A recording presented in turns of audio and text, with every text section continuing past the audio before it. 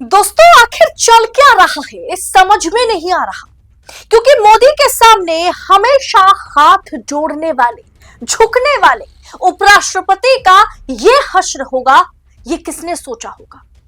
मोदी भक्त मंडली को, मोदी के सभी रबर स्टैंप नेताओं को, मुख्यमंत्रियों को, राज्यपालों को सबक इससे एक तरीके से लेना चाहिए। दरअसल दोस्तों, परसों रात को ही जगदीप धनखड़ ने उपराष्ट्रपति पद से इस्तीफा दिया। उनके दिए गए रेजिग्नेशन को कल सुबह द्रौपदी मुर्मू ने एक्सेप्ट किया, राष्ट्रपति ने एक्सेप्ट किया और आज 24 घंटे के भीतर, जी हां सिर्फ 24 घंटे, आज ही के दिन महज 24 घंटे के भीतर जगदीप धनखड़ से आवास, घर खाली करवाना शुरू हो गया है। इतनी बेइज्जती किसी पूर्व उपराष्ट्रपति का कोई कैसे कर सकता है? पूरा माजरा बताऊंगी आगे आपको क्या है, खबर क्या है, तो आखिर तक वीडियो में हमारे साथ बने रहे। नमस्कार, मैं हूं आपके साथ अदिति और आप 4 PM देख रहे हैं। दोस्तों, मोदी जी गुलाम नबी आजाद के लिए या उनके रिटायरमेंट के दिन पार्लियामेंट में खड़े होकर के रो रहे थे और इधर धनखड़ साहब के लिए महज 2 लाइन उन्होंने लिखा ट्विटर पर और उसके जरिए भी एक तरीके से धनखड़ को औकात दिखाई गई। आज तक के पत्रकार अशोक सिंघल ने जब इस खबर की जानकारी दी कि 24 घंटे के भीतर पूर्व उपराष्ट्रपति से आवास खाली करवाया जा रहा है, तो मैं खुद हैरान रह गई। अमूमन 1 महीने का कम से कम वक्त दिया जाता है, 15 दिन से 1 महीने का, और यहां तो 24 घंटे में पैकिंग शुरू हो गई। 10 जुलाई को जिन्होंने कहा कि अगस्त 2027 में राइट टाइम पर मैं रिटायर होऊंगा, उन्हें अचानक 24 घंटे के भीतर अचानक से घर खाली करने के लिए एक तरीके से नोटिस पकड़ा दिया जाए तो उन्हें कैसा लगेगा। इस खबर को सरकारी एडवर्टाइजमेंट पर चलने वाले मीडिया हाउसेस ने थोड़ी अलग ढंग से, अलग अंदाज में पेश किया है ताकि इज्जत और बेइज्जती के बीच की लकीर धुंधला रहे। खबर देखिए क्या है। इस्तीफे के तुरंत बाद पैक किया सामान, नेताओं से भी बनाई दूरी, जगदीप धनखड़ जल्द खाली करेंगे उपराष्ट्रपति भवन। दोस्तों, सिर्फ उपराष्ट्रपति आवास तुरंत खाली नहीं करवाया जा रहा है, ऊपर से उनके आवास के बाहर पत्रकारों की लाइनें लगी हुई है। पत्रकार वहां पर इंतजार कर रहे हैं कि भाजपा के कोई नेता, कोई मंत्री दिख जाए, कोई प्रवक्ता दिख जाए। भाजपा के एक भी मंत्री, एक भी नेता, एक भी राष्ट्रीय स्पोक्सपर्सन उनसे मिलने नहीं आए। यहां तक कि उपराष्ट्रपति की रिटायरमेंट हो या फिर उन्हें सेहत के चलते अगर उन्होंने इस्तीफा दिया तो भी विदाई समारोह या एक तरीके से फेयरवेल पार्टी का ऑर्गेनाइज किया जाना चाहिए था, लेकिन यहां सरकार की तरफ से कोई फेयरवेल पार्टी नहीं रखा गया, सीधा इस्तीफा और दूसरे दिन आवास खाली करवाना शुरू। आज तक के इस खबर को आप अंदर खाने अगर मैं डिटेल आपको बताऊंगी तो आप देख सकते हैं, मैं पढ़ के आपको बतला देती हूं। सूत्रों से मिली जानकारी के मुताबिक जिस दिन जगदीप धनखड़ ने उपराष्ट्रपति पद से इस्तीफा दिया था, उसी दिन से सामान पैक करना शुरू कर दिया था। हालांकि उनका इस्तीफा एक दिन बाद यानी मंगलवार को स्वीकार किया गया।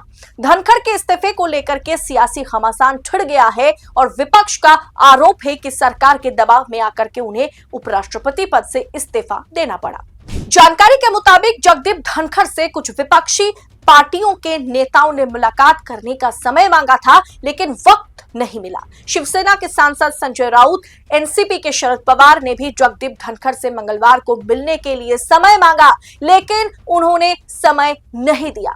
उन्होंने किसी से भी मिलने से इनकार कर दिया।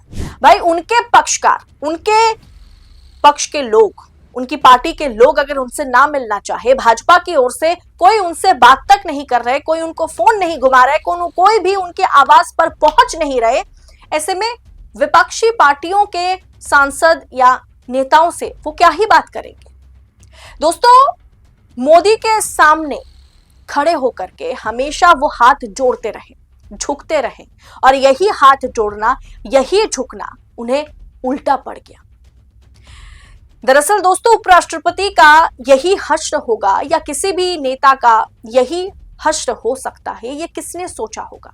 मोदी के सामने झुक झुक कर हमेशा मोदी को नमस्कार करने वाले, सलाम करने वाले, मोदी की तुलना महात्मा गांधी के साथ करने वाले उपराष्ट्रपति को इस तरीके से बेइज्जत किया जाएगा, ये किसने सोचा होगा। दरअसल दोस्तों, मोदी भक्त मंडली को सभी रबर स्टैंप नेता, मंत्री, मुख्यमंत्री, राज्यपालों को सबक लेने की जरूरत है इससे कि देखिए क्या हश्र हो सकता है।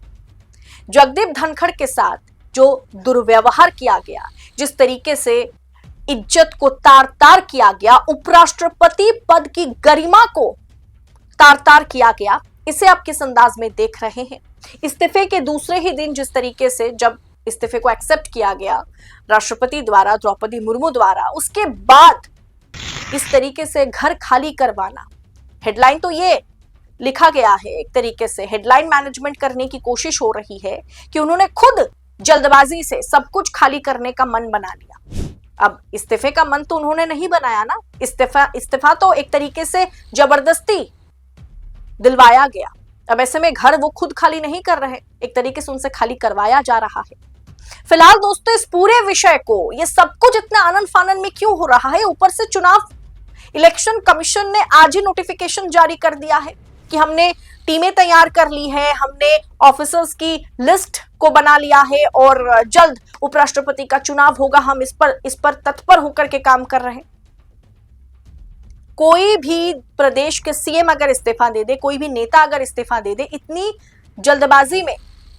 जल्दबाजी में चुनाव का ऐलान नहीं होता, घर खाली नहीं करवाया जाता।